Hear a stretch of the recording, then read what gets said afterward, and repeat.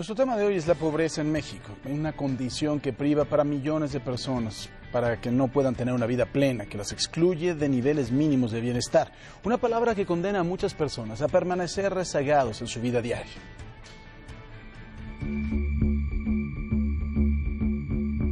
Hablemos de pobreza en México. Una palabra que cala en lo más hondo de la sociedad. Por desgracia, ese término ha persistido a través de los años. Pasaron décadas y gobiernos, y la pobreza no tenía una medición oficial. Fue hasta 2001 y 2002 que la Secretaría de Desarrollo Social elaboró la primera estadística. Sin embargo, no fue suficiente. Esta solo medía el ingreso. A decir del Consejo Nacional de Evaluación de la Política de Desarrollo Social, la pobreza se trata de un fenómeno de naturaleza multidimensional. No puede ser considerado única y exclusivamente por los bienes y servicios que pueden adquirirse en el mercado.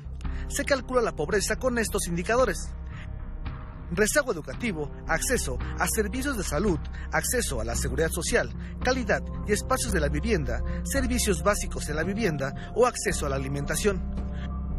No tener acceso a cualquiera de estos derechos convierte a un mexicano en vulnerable por carencia social, es decir, ser pobre. Pero existe la pobreza extrema. Una persona se encuentra en situación de pobreza extrema cuando tiene 3 o más carencias de las antes mencionadas. Disponen de un ingreso tan bajo que si sus ingresos los destinaran por completo a comprar alimentos, no podrían adquirir los nutrientes necesarios para tener una vida sana. Ahora, la pobreza también puede ser alimentaria, es decir, no tener acceso a una canasta básica. Pobreza de capacidades, no se tiene acceso a los alimentos, salud o educación. O pobreza de patrimonio, se añade la nula posibilidad de transporte y vivienda. Pobreza, una palabra que se divide en varias ramas, pero que atrapa a más de 50 millones de mexicanos. Para Imagen, Oscar Gallegos. Yo creo que debería de darnos vergüenza absolutamente a todos tener 55 millones de pobres en este país. Uno de los estados que más padece la pobreza es Guerrero. Ahí está mi compañero Ángel Galeana, con quien me estoy enlazando en este momento. Ángel, ¿cómo estás? Buenos días. Hola, ¿qué tal, Paco? Buenos días. Comentarte que Guerrero ocupa el tercer lugar entre los estados con mayor pobreza del país, de acuerdo con datos del Coneval. Esto significa que el 65.2%, es decir, 2.315.000 personas viven en situación de pobreza, y el 24.5% de la población, es decir, 868.000 personas viven en situaciones de extrema pobreza. De acuerdo con los datos del Coneval, una de las mayores carencias que hay en el estado son la falta de acceso a servicios de salud. Sin embargo, pues también hay falta de acceso a otros indicadores, como es educación, como es planes de vivienda, como es cohesión social. Estas carencias, Paco, se pueden ver fácilmente en municipios que se encuentran sobre todo en las zonas de la montaña, en las zonas de la sierra y también en las zonas de la región de Costa Chica, en donde en varios recorridos que hemos realizado, pues las personas que allá habitan señalan que llegan a vivir hasta con 50 o 100 pesos al día para familias de entre 4 o 5 personas.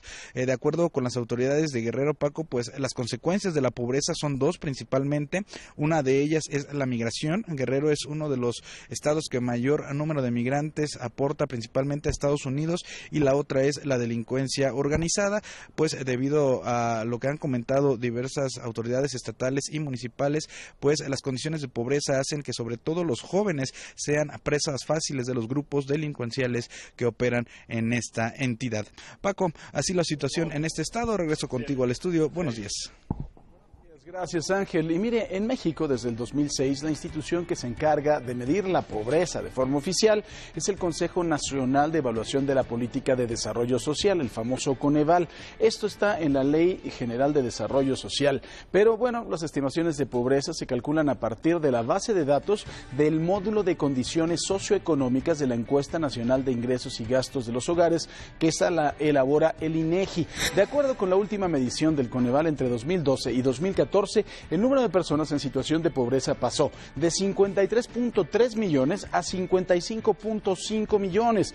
Esta cifra representa el 46% del total de la población en México, es decir, la mitad de los mexicanos están en una situación de pobreza. La población en situación de pobreza extrema, es decir, quienes tienen 3 o más carencias sociales, se redujo levemente al pasar de 11.5 millones a 11.4. El número de carencias promedio de la población en pobreza pobreza se redujo de 2.4 también a 2.3, mientras que las carencias promedio de la pobreza extrema bajaron de 3.7 a 3.6.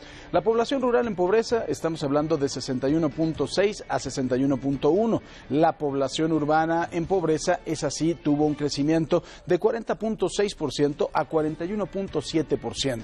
En 24 entidades federativas se observó una reducción del porcentaje de pobreza o de pobreza extrema. En las 8 entidades restantes aumentó el porcentaje de la pobreza y de la pobreza extrema. Chiapas, por ejemplo, no tiene la mayor parte de su población en pobreza. Es impresionante, 76.2%. El Estado de México concentra el 17% de personas con carencias en todo el país y Chihuahua fue el estado en donde más creció la pobreza extrema con un 47%, discúlpeme, mientras que en Jalisco y Nuevo León es en donde más se redujo con un 43.2% de la pobreza. Estas son las cifras de los pobres en nuestro país, pero creo que las cifras vienen sobrando cuando hablamos de gobiernos corruptos. No le tenemos que preguntar, ¿usted cuántas carencias tiene? ¿Es pobre poquito? ¿Es pobre grandote? ¿Es de esos pobres o pobre nada más a medias? En la realidad de las cosas, esto es algo que nos debería de dar vergüenza. Y la pregunta es, ante estas cifras, ¿siguen funcionando los programas de asistencia social?